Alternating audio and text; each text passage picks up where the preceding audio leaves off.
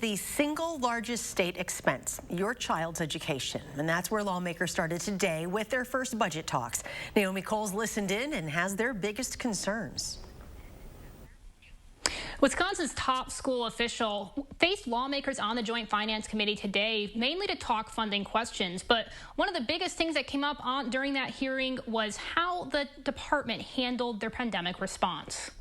I've never seen this many members use all of their time. It took 4.5 hours. So I hope you're not asking for a yes or no answer. Just to get through the Department of Public Instruction's part of the state's first budget hearing. Most was spent with questions like this. How would you characterize the productivity of your staff working remotely in the last year?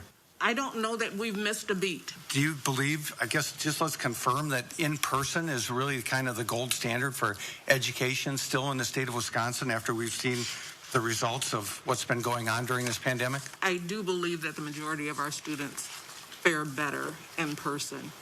But as I was saying before, when given the choice, there are some parents and students who opt for virtual learning. State education officials aren't backing down on how much money they want from the state over the next 2 years. That's after the federal government sent a massive influx of COVID relief, $2.2 billion for Wisconsin K-12 schools to use through 2024.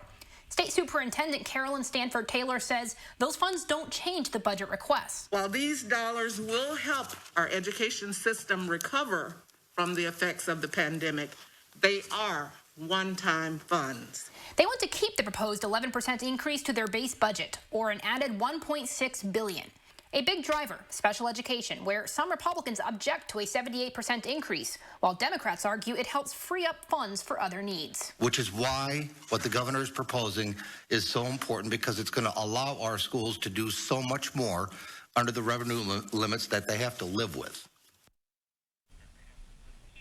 Now, Republican lawmakers also take issue with how a lot of that federal money is being spent. Neither they nor the department can change that. That federal formula is based on how many low-income students are in a school district.